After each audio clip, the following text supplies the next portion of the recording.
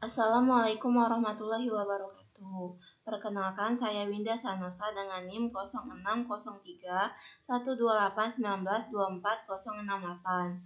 Tujuan saya membuat video ini untuk menyelesaikan UTS Pendidikan Ekonomi dengan dosen pengampu Bapak DRS Iqbal Barlian, MSI, dan Ibu Dian Eka Amrina, SPD, MPD.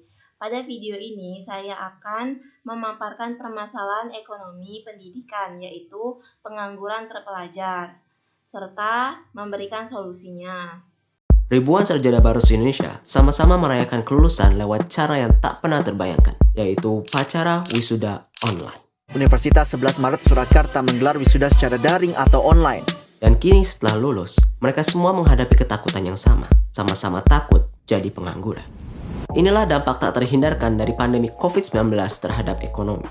Selain membuat UMKM bertumbangan, pertumbuhan ekonomi melambat, wabah ini juga membuat jutaan orang kehilangan pekerjaan. Menurut Bappenas, angka pengangguran di Indonesia telah mencapai rekor tertinggi dalam 10 tahun terakhir. Tidak main-main, angkanya meningkat hingga 9,2% atau hampir 13 juta orang. Padahal sebelum pandemi COVID-19 pun, data ILO tahun 2019 mencatat pengangguran muda Indonesia ada di angka 17,04%. Kita salah satu yang tertinggi di Asia Tenggara. Lalu bagaimana COVID-19 ini meningkatkan jumlah pengangguran muda di Indonesia?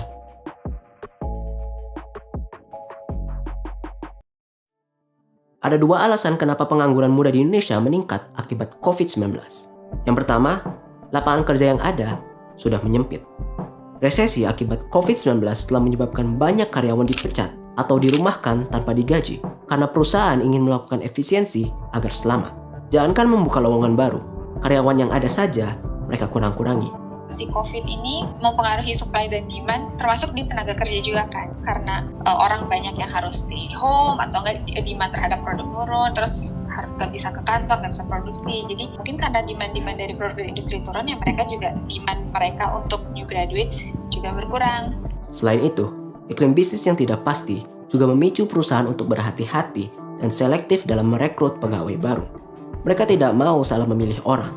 Ini sejalan dengan hasil studi tahun 2016 dari Institute of Labor Economics atau IZA di Jerman yang menemukan bahwa pencari kerja muda yang berupaya memasuki pasar kerja yang kaku akibat resesi kemungkinan besar bakal menganggur. Yang kedua, persaingan makin ketat, bos. Dengan menyempitnya lapangan kerja, persaingan antar pencari kerja pastinya lebih ketat. Para sarjana yang baru lulus ini bukan saja harus bersaing dengan sesama mereka, tapi juga harus berhadapan dengan mereka yang lebih senior yang jadi korban PHK akibat efisiensi perusahaan. Contohnya nih, kalau di masa normal, kita bersaing untuk mendapatkan posisi junior staff dengan teman-teman satu angkatan. Sekarang ini, kita jadi bersaing juga dengan senior-senior yang berpengalaman untuk posisi dan gaji yang sebenarnya khusus pemula. Sebuah studi gabungan tahun 2012 dari University of Toronto, Canada dan Columbia University Amerika Serikat menemukan bahwa orang yang lulus dan mencari kerja dalam suatu resesi mempunyai level pendapatan yang lebih rendah. Mereka bertahan hingga setidaknya 10 tahun sebelum akhirnya dapat mengejar ketertinggalan gaji.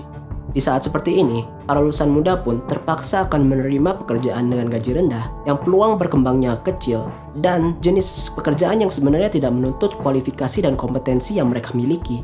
Yang lebih buruk lagi, mereka bisa terdesak untuk menerima pekerjaan informal dengan kondisi kerja yang buruk. Tidak hanya unemployment, kita harus lihat juga employment yang sifatnya abusive dalam artian yang sifatnya sangat-sangat rentan gitu loh. Apakah kamu termasuk sarjana yang baru lulus tahun ini? Bagaimana pendapat kamu?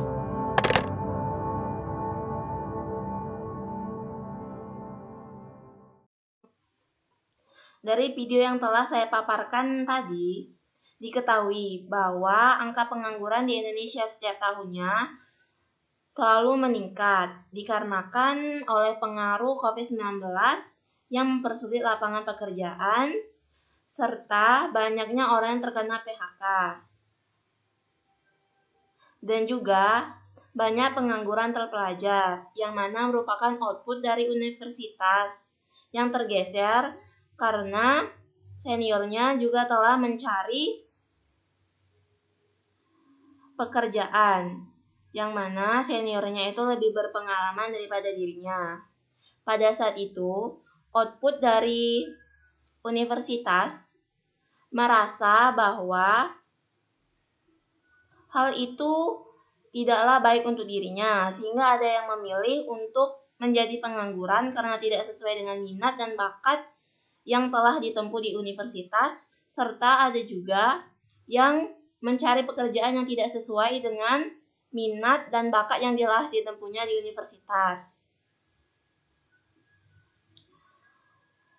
Dari video yang saya paparkan tadi, ada beberapa solusi yang dapat dilakukan oleh pengangguran terpelajar, yaitu 1. Membuka lapangan pekerjaan dan menjadi wirausaha, yang mana akan membutuhkan pekerja, sehingga akan mengurangi pengangguran yang ada di sekitar daerahnya. Yang kedua, bisa mengikuti pelatihan dan pendidikan yang disediakan oleh pemerintah, sehingga dapat menentukan minat dan bakat yang sesuai dengan mereka. Adapun juga solusi yang dapat dilakukan oleh pemerintah, yaitu 1. Memperbaiki kondisi ekonomi makro, yang kedua menyediakan pelatihan dan pendidikan, yang ketiga menyediakan lapangan pekerjaan baru, yang keempat menetapkan pencari kerja yang sesuai dan tepat dengan tempatnya. Indonesia adalah negara yang termasuk besar angka penganggurannya, tetapi hal itu dapat dihadapi dan diatasi dengan kesadaran masyarakat dan juga bantuan dari pemerintah. Itu saja yang dapat saya sampaikan. Terima kasih telah menyimak video singkat saya ini. Saya ucapkan terima kasih. Wassalamualaikum warahmatullahi wabarakatuh.